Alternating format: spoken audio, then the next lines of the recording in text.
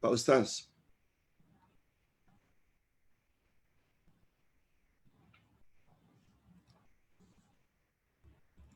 ada pandangan yang mengatakan bahawa masuk syurga secara automatik.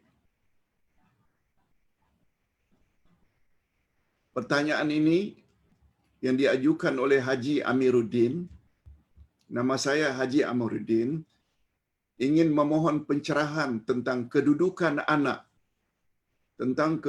anak yang meninggal dunia sebelum baligh. Anak meninggal dunia sebelum baligh.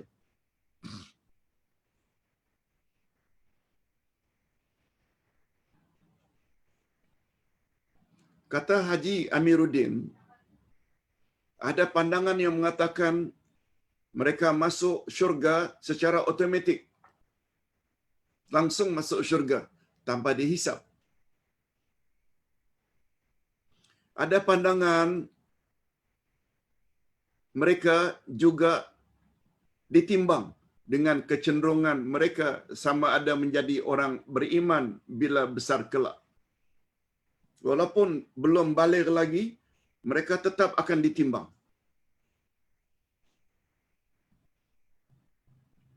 Berdasarkan kecenderungan mereka bila dah besar nanti. Cuma sebelum besar mati dulu. Pandangan kedua ni mengatakan walaupun mati sebelum baligh, amalnya tetap ditimbang berdasarkan kecenderungan mereka bila besar nanti kelak akan menjadi orang beriman atau kelak nanti akan jadi orang kafir. Semua orang yang dilahirkan di dunia, untung nasib mereka telah ditulis 50,000 tahun sebelum Allah mencipta langit dan bumi. Betul? Ada hadis Nabi, hadis sahih. Takdir manusia telah ditulis oleh kalam atas arahan Allah bila 50,000 tahun sebelum Allah mencipta langit dan bumi. Pendapat yang kedua ni mengatakan anak yang belum baligh pun akan ditimbang amalnya. Sebab Allah telah menetapkan umur mereka itu, takdir mereka, nasib mereka 50,000 tahun sebelum Allah mencipta langit dan bumi. Jadi di sini Allah tahu.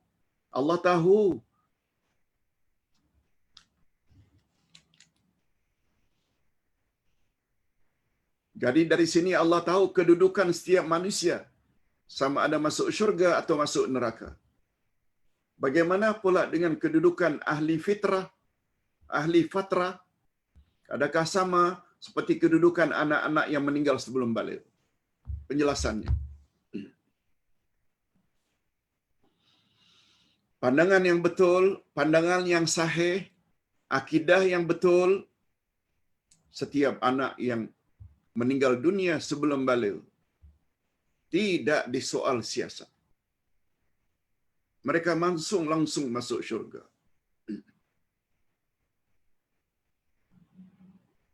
Sungguh banyak ayat Quran dan hadis Nabi sallallahu alaihi wasallam yang menyebut tentang perkara ini.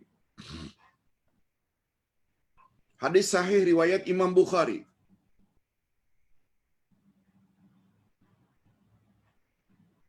Apa kata Nabi? Kullu mauludin yuladu 'alal fitrah fa abawahu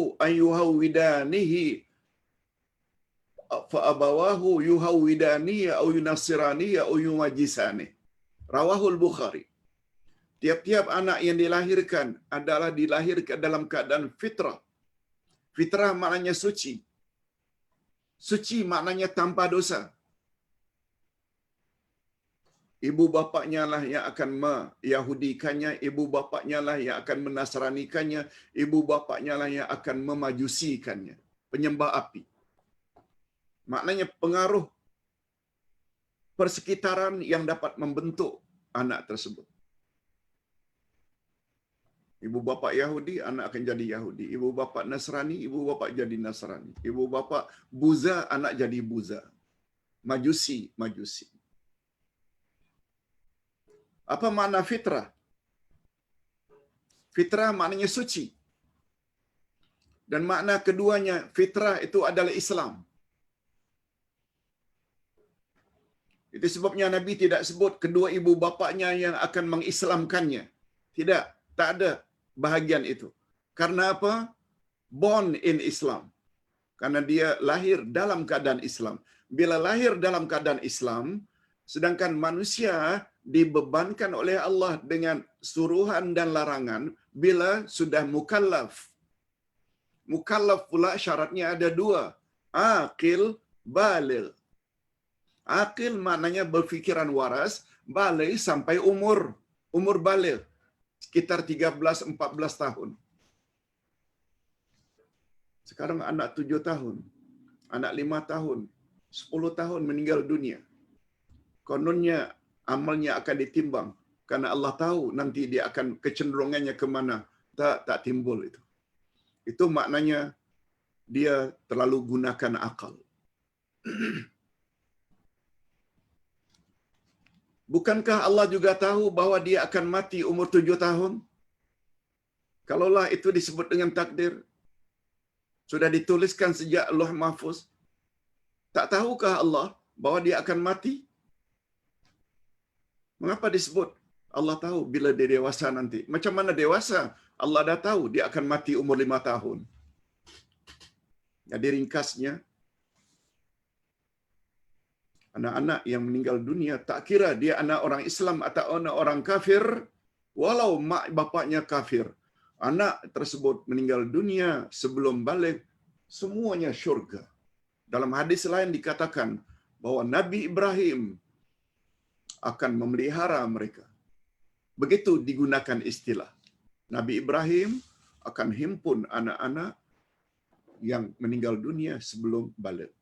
Kita juga boleh lihat dalam surat Al-Muddathir. Ini lagi clear. Apa kata Allah Subhanahu wa taala? Kullu nafsin bima kasabat rahinah illa ashabal yamin fi jannati yatasaalun. Surat Al-Muddathir. Kita boleh lihat di dalam surat Al-Muddathir tentang ayat ini.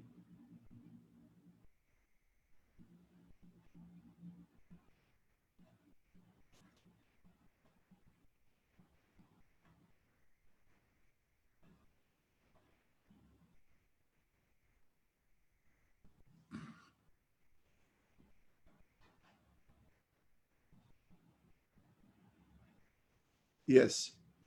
Dia terletak pada ayat yang ke 38, 39, 40. Ustaz terjemahkan. Kullu nafsim bima kasabat rahinah. Setiap manusia pasti akan ditanya terhadap apa yang dia telah usahakan.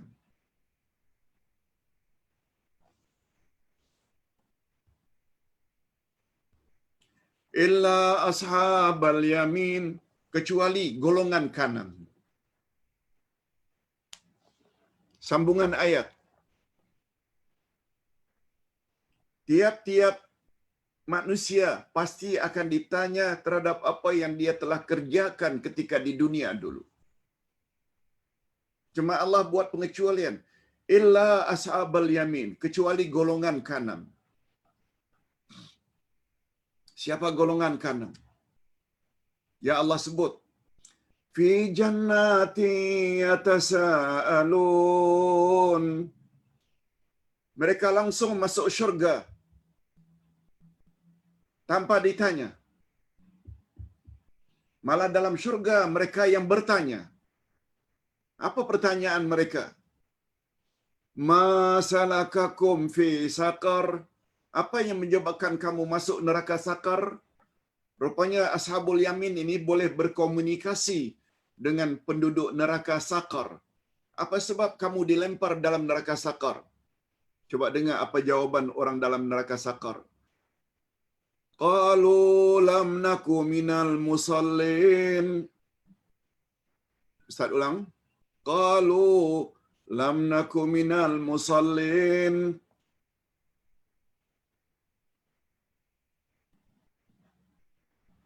Karena dulu di dunia kami tidak salat. Karena dulu di dunia kami tidak salat. Walam nakun nut'imul miskin, dan kami tidak beri makan fakir miskin. Dan kami terlalu menyibukkan diri dengan kerja-kerja dunia. Itu jawaban penduduk neraka sakar. Pertama, tidak salat. Yang kedua, tidak suka membantu orang yang tidak makan karena miskin. Dan mereka juga terlalu cenderung cinta dengan dunia. Timbul pertanyaan, siapa ashabul yamin? Golongan kanan. Kata ulama tafsir, golongan kanan ini adalah anak-anak yang meninggal dunia sebelum baligh. Itu dia tafsirannya. Macam mana ada tanya? Sebab mereka belum mukallaf. Mukallaf maknanya dibebankan dengan hukum hakam agama. Ustaz kira cukup itu jawabannya tentang anak-anak yang belum balik tempatnya syurga. Berdasarkan ayat Quran, berdasarkan hadis Nabi sallallahu alaihi wasallam. Pertanyaan yang kedua, Pak Ustaz, bila kita tulis nama Nabi Muhammad pada hari Jumaat, kita bawa ke masjid, Allah akan beri ganjaran yang banyak. Pahaman ini nih, tulis Muhammad Rasulullah. Pada hari Jumaat kita bawa tulisan itu ke masjid. Lalu kita mendapat ganjaran yang sangat banyak dari sisi Allah. Bahasa singkatnya mengarut. Tak pernah Nabi Muhammad sallallahu alaihi wasallam sebut perkara seperti ini. Yang Nabi Muhammad sallallahu alaihi wasallam dalam hadis sahih menyebut, hari Jumaat ini perbanyakkan selawat kepadanya. Ada juga hadis riwayat Imam Muslim, baca surat Al-Kahfi. Bukan tulisan Muhammad Rasulullah lalu bawa ke masjid. Sekali lagi, maaf kalau ini kasar, mengarut pandangan macam ini. Terakhir, soalan dalam WhatsApp. Assalamualaikum Pak Ustaz. Mana lebih baik salat sunat witir? Sebelum tidur atau selepas salat tahajud?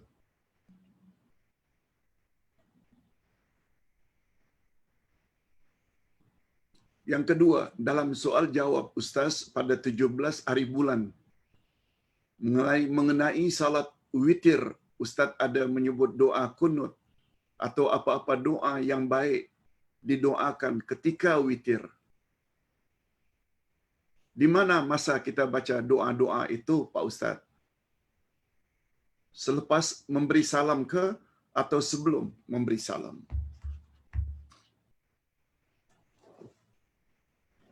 Jawabannya, salat witir boleh dilakukan setelah salat Isya. Boleh dilakukan. Abu Hurairah pernah tanya Rasulullah, "Ya Rasulullah, ausini. Tolong tinggalkan pesan penting untuk aku yang patut aku lakukan kalau sudah Tuhan nanti tiada." Kata Nabi, lakukan puasa sunat walau 3 hari, tapi setiap bulan. Yang kedua, lakukan salat sunat duha. Walaupun hanya 2 rakaat, tapi kalau boleh setiap pagi.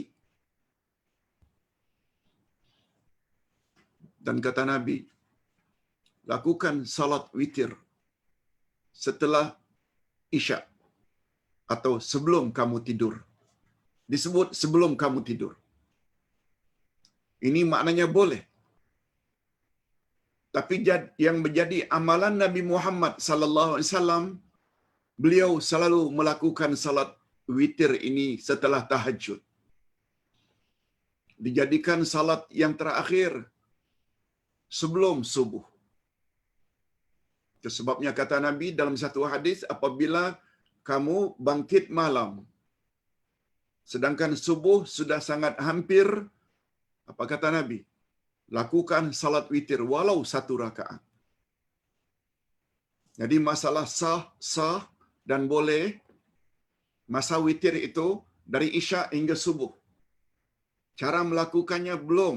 Boleh sebelum tidur atau habis Isya' dan boleh setelah bangkit tidur. Iaitu setelah tahajud. Hukumnya boleh. Adapun witir yang dibaca doa kunut. Doa kunut ini, Allahumma hdina fiman hadait, Allahumma hdini fiman hadait. Ada 3 pembahasan. Ada kunut nazilah. Kunut sempena ditimpa musibah. Ada kunut witir. Ada kunut subuh. Yang 2 pertama ini sepakat para ulama mengatakan ia sangat dianjurkan. Kunut subuh ini yang para ulama berbeza pendapat. Ada yang disuruh, ada yang tidak menyuruh. Karena mereka menilai hadis tentang kunut subuh itu bermacam-macam penilaian. Sebabnya ada yang buat kunut, ada yang tidak buat kunut. Bagi kita tak ada masalah. Buatlah sesuai dengan keyakinan. Tapi menyangkut kunut witir ini, dia hendaklah dibaca sama dengan salat subuh juga, kunut nazilah juga, iaitu pada i'tidal terakhir. Yang Ustaz maksudkan, selain kunut setelah witir pada i'tidal terakhir, sebelum sujud, setelah Allahumma hdina fiman hadait wa afina fiman afait sampai akhir, kita boleh tambah dengan doa-doa yang lain. Sebagaimana doa yang panjang kita dengar kalau di Mekah pada bulan Ramadan, pada waktu witir. Doa macam itu. Itu yang Ustaz maksudkan. Qunut ditambah dengan doa-doa yang lain. Wallahu a'lam. Itu yang dapat Ustaz jawab. Ketiga-tiga soalan daripada WhatsApp. Nah, berikut ini soalan dah menjadi 5 sekarang ini. Pertama, Pak Ustaz, mohon pencerahan. Ada pendapat yang mengatakan salat sunat selepas Isya' jika didirikan 4 rakaat, pahala fadilatnya menyamai pahala ibadat di malam Lailatul Qadar. Ustaz dah jawab tadi. Ustaz ulang sekali lagi. Kalau siapa yang tidak perasan tadi. Adanya salat 4 rakaat habis Isya' sahih. Sebab itu disaksikan sendiri oleh Abdullah ibnu Abbas. Rasulullah salat di rumah istrinya, makcik Abdullah ibnu Abbas, Maimunah, 4 rakaat. Hadis sahih. Adapun fadilat 4 rakaat habis Isya' itu sama dengan beramal di malam Lailatul Qadar, itu dhaif. Sebab salah seorang yang meriwayatnya itu Ibnu Abi Syaibah, dan beliau orang yang tidak kuat ingatannya. Sehingga dinilaikan oleh ulama hadis tentang fadilat tidak sahih. Ingin melakukan 4 rakaat boleh sebab itu sahih. Ustaz kira cukup itu jawabannya. Yang kedua, Assalamualaikum Pak Ustaz. Dikatakan dalam kuliah yang lepas, kanak-kanak yang belum balik walaupun di kalangan kafir bila meninggal dunia akan dimasukkan ke dalam syurga. Oh, ini soalan yang sama. Beliau juga kirim pada WhatsApp, beliau juga masukkan dalam Facebook.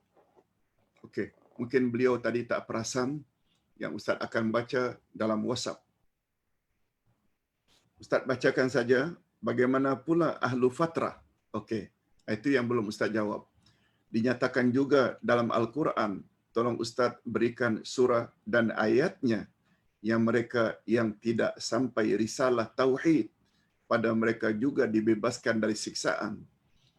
Adakah umat musyrikin Arab sebelum Nabi Muhammad diangkat menjadi rasul dikira ahli fatrah, sedangkan sebelum Nabi Muhammad ada syariat Nabi Isa? Adakah ibu bapa Nabi Muhammad dikira ahli fatrah? Yes. Hadirin dan hadirat, ahli fatrah maknanya orang-orang yang hidup setelah rasul mereka meninggal dunia dan rasul berikutnya belum muncul.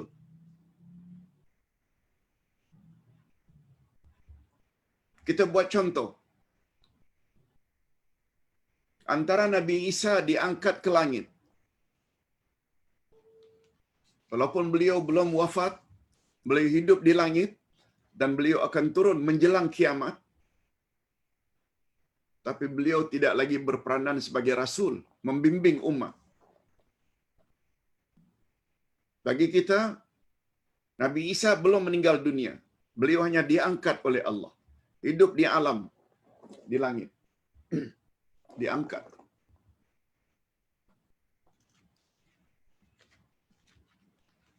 Rasul berikutnya yang muncul bernama Muhammad bin Abdullah. Jaraknya lebih kurang 600 tahun. Itu sebabnya Masihi dan Hijri, yang satu 2000 bermula dengan 2000, satu lagi 1400. 2020 1442 lebih kurang 600 tahun. Kurang sedikit. Itulah jarak antara Isa dengan Nabi Muhammad sallallahu alaihi wasallam. Manusia yang hidup in between antara Isa diangkat dengan Nabi Muhammad mula diangkat menjadi rasul lebih kurang 600 tahun.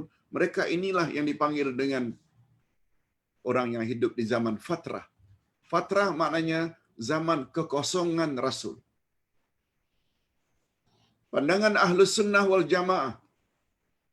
Pandangan Ahlus Sunnah wal Jamaah. Nasib mereka ala masyiatillah. Terserah kepada Allah. Allah Subhanahu wa taala berfirman di dalam surat Al-Isra, kami tidak akan azab hamba-hamba kami sehingga kami utus kepada mereka rasul-rasul kami. Surat Al-Isra. Minta maaf Ustaz tidak ingat ayatnya. Tapi bunyinya macam itu. Terjemahannya macam itu.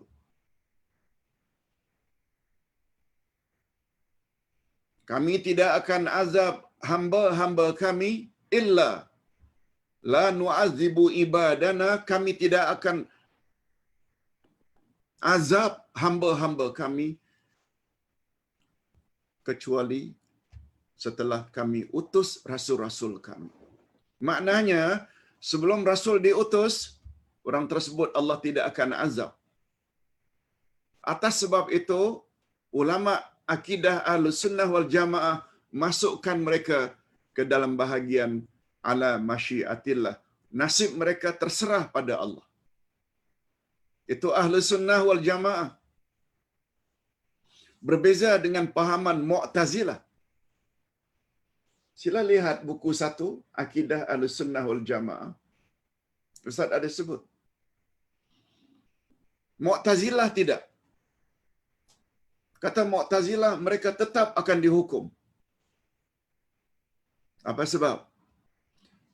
sebagaimana kita sama-sama maklum, Mu'tazilah kan banyak gunakan logik. Bukankah mereka ada akal dapat membezakan mana baik mana buruk?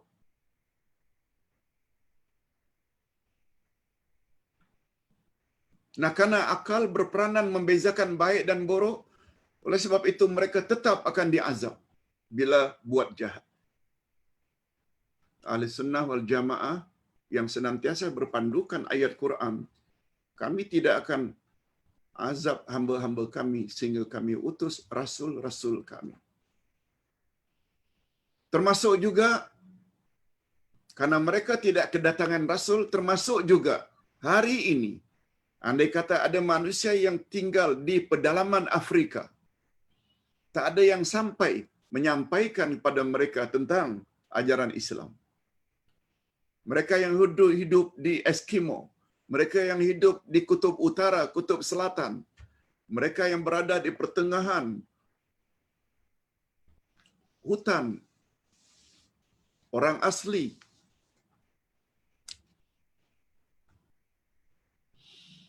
yang sampai kepada mereka hanya agama Kristian. Ustaz buat contoh.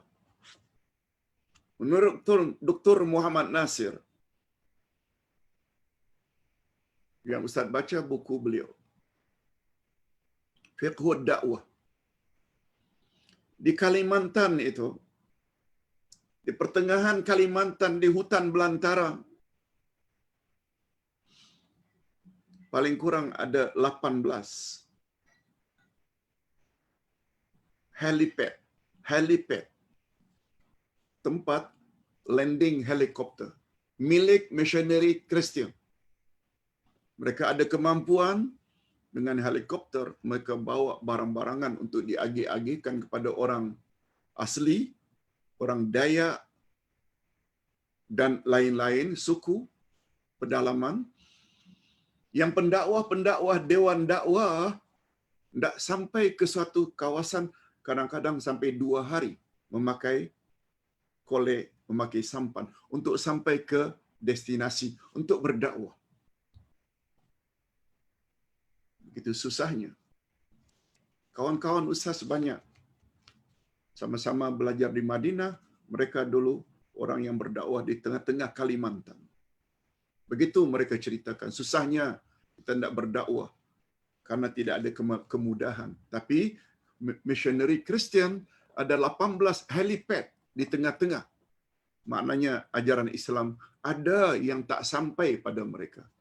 Bagi ustaz, mereka termasuk ke dalam orang-orang di zaman fatrah karena dakwah tak sampai.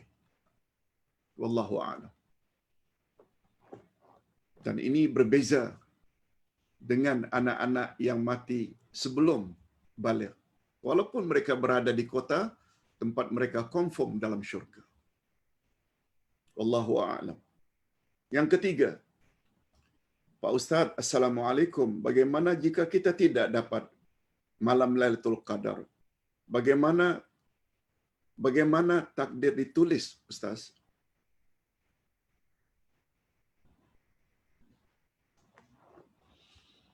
Bagaimana takdir ditulis? Aduh, kita dah bahas dengan panjang lebar ketika belajar tentang iman kepada takdir.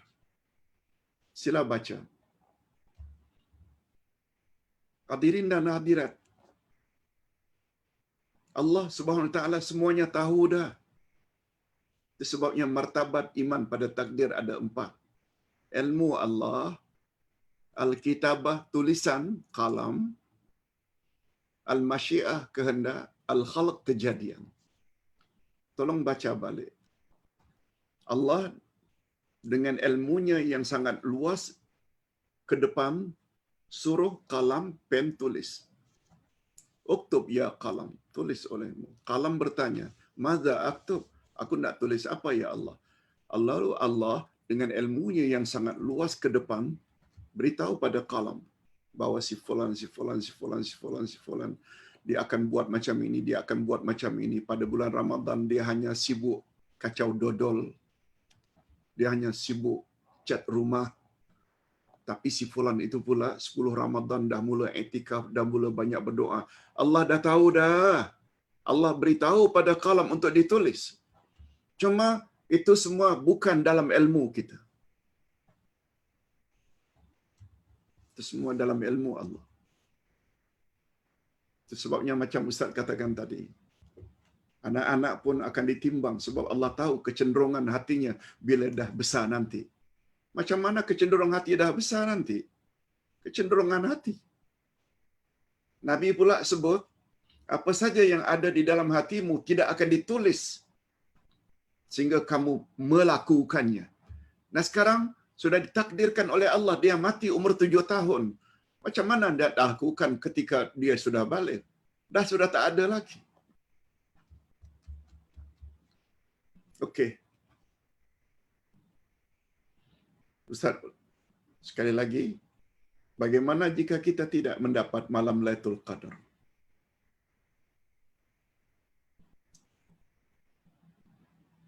Bagaimana takdir ditulis? Takdir ditulis kita dah jelaskan. Allah Subhanahu Wa Taala beri Lailatul Qadar kepada siapa yang dia kehendaki. Dan kita tak tahu secara pasti kita dapat atau tidak. Yang mustahak bagi Ustaz selalu beri nasihat.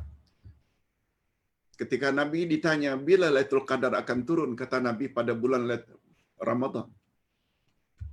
Pada 10 pertama ke 2 ke atau ketiga? Nabi kata pada 10 ketiga. Ditanya lagi. 10 ketiga itu 10 hari banyak ya Rasulullah. Hari-hari mana ya yang lebih utama? Kata Nabi, cari pada malam-malam ganjilnya. Malam ganjilnya ada 5 ya Rasulullah, 21, 23, 25, 27, 29. Malam yang mana satu ya? Dalam riwayat dikatakan Nabi tak jawab. Sebab kata ulama hadis, bila dijawab dia akan tanya lagi. Jam berapa ya Rasulullah? Nabi dah agak dah, Nabi tak jawab.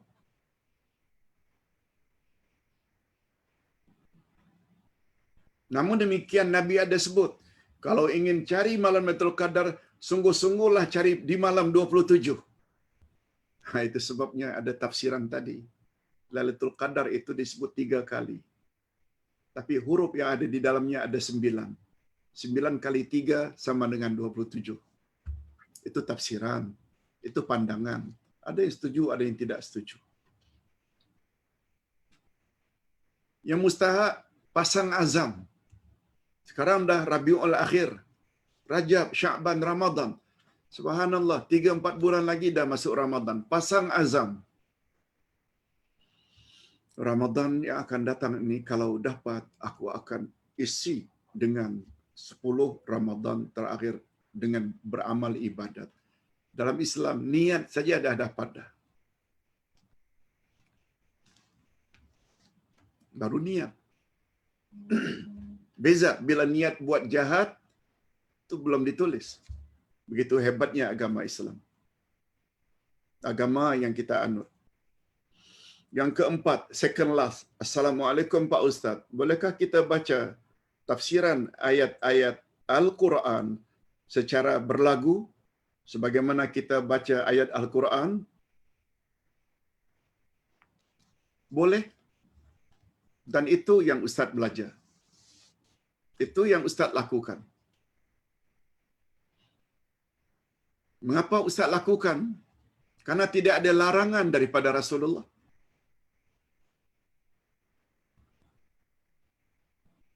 Tidak ada larangan dari Rasulullah. Bacaan saja ada bermacam-macam bacaan. Gayanya. Sekarang kita baca terjemahan. Terjemahan bukan ayat Quran. Terjemahan bukan ayat Quran. Lagilah dibolehkan. Quran saja boleh kita lagukan. Ustaz tidak dapat bercakap tentang lagu-lagu Quran sebab Ustaz bukan bahagian itu. Terhadap Al-Quran saja boleh dilagukan, apalagi yang bukan Quran. Terjemahan Quran bukan Quran ya. Sebab definisi Quran adalah wahyu Allah yang diturunkan kepada Nabi Muhammad melalui malaikat Jibril dalam bahasa Arab. Baca Quran mesti bahasa Arab. Ringkasnya boleh. Bukan di sini saja, guru-guru ustaz dalam berdakwah kalau di Arab Saudi, ada sebahagian mereka yang melakukan terjemahannya walaupun juga dalam bahasa Arab. Dalam bahasa Arab terjemahannya. Boleh. Yang terakhir, yang kelima, Pak Ustaz, setelah selesai memberi salam subuh, kita perlu membaca istighfar dulu atau membaca Allahumma inni as'aluka ilman nafi'a wa rizqan thayyiba. Doa ini perlu baca berapa kali mengikut sunnahnya. Jazakumullahu khairan Ustaz. Bagus pertanyaannya. Ustaz selalu ulang-ulang. Nabi Muhammad sallallahu alaihi wasallam sangat menggalakkan kita baca doa habis selesai salat subuh. Allahumma inni as'aluka ilman nafi'a wa rizqan thayyiba wa amalan mutaqabbala. Ya Allah, kami mohon kepadamu ilmu yang bermanfaat, rezeki yang baik-baik dan amal yang diterima. Cuma yang ditanya oleh penanya, bila masanya? Setelah salam ke? No. Yang datang dari Nabi, setelah salam istighfar dulu 3 kali. Diikuti dengan yang lain-lain. Kalau subuh umpamanya, la ilaha illallah, wahdahu la syarikalah, lahul mulku wa lahul hamdu yuhyi wa yumiitu wa ala kulli syai'in qadir 10 kali. Itu urutannya.